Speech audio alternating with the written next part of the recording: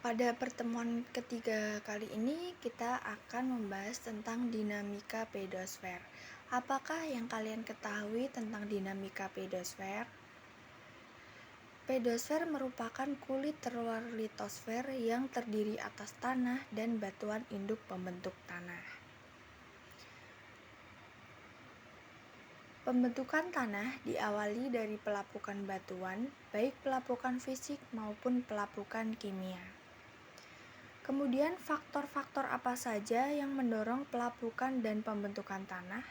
Faktor-faktor yang mempengaruhi pembentukan tanah diantaranya ada 5. Yang pertama, iklim.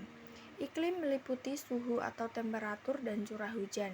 Yang kedua, organisme yang meliputi vegetasi, jasad renik atau mikroorganisme.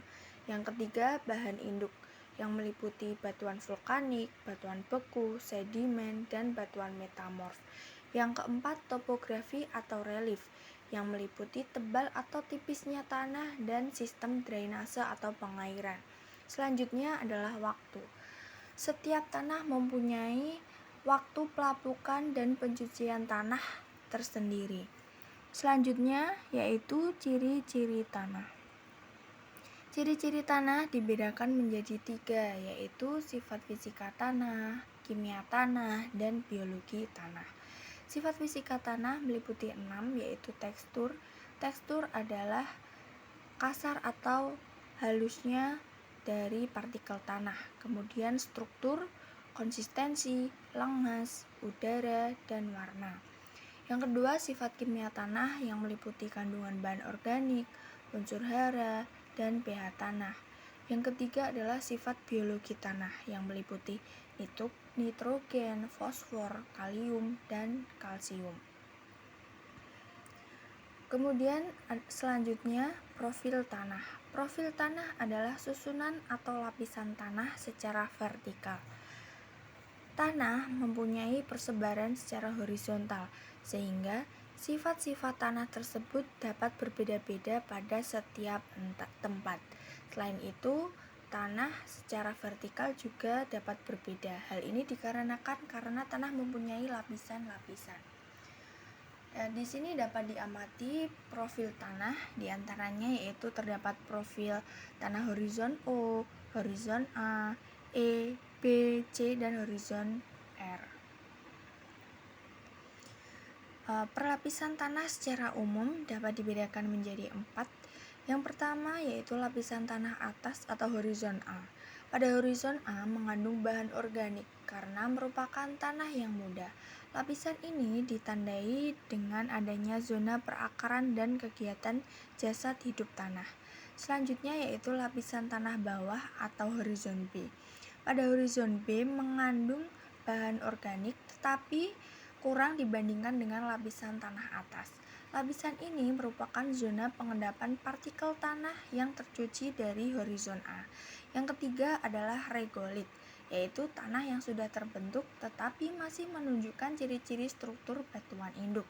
Yang keempat, bahan induk atau bedrock, yaitu lapisan batuan induk yang masih padu.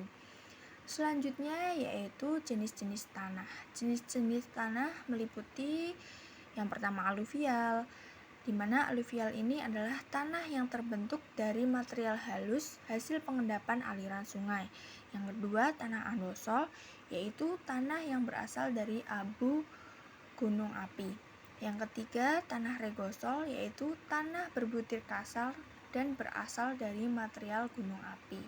Yang keempat, tanah kapur. Tanah kapur adalah tanah yang terjadi karena hasil pelapukan batuan kapur dan sifatnya tidak subur. Selanjutnya, litosol. Litosol adalah tanah yang terbentuk dari batuan keras yang belum mengalami pelapukan secara sempurna. Tanah argosol, yaitu tanah yang terbentuk dari sisa-sisa tumbuhan yang mengalami pembusukan.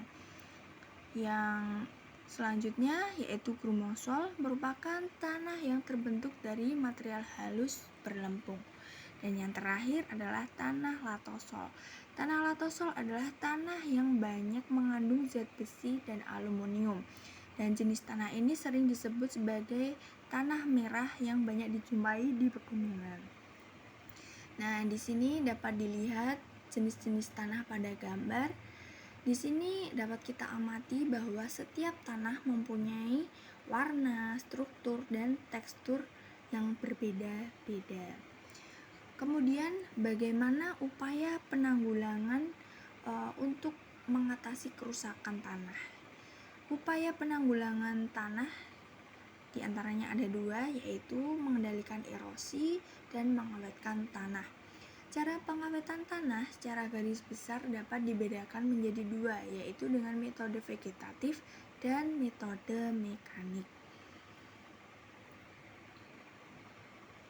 Kemudian, apa saja manfaat tanah? Yang pertama, tanah sebagai tempat tumbuh dan berkembangnya perakaran. Yang kedua, tanah sebagai penyedia kebutuhan primer tanaman yang meliputi air, udara, dan unsur-unsur hara. Yang ketiga, tanah sebagai penyedia kebutuhan sekunder tanaman. Dan yang terakhir, tanah sebagai habitat biota tanah, baik yang berdampak positif karena terlibat secara langsung dan terlibat secara tidak langsung dalam penyediaan kebutuhan primer dan sekunder tanaman tersebut.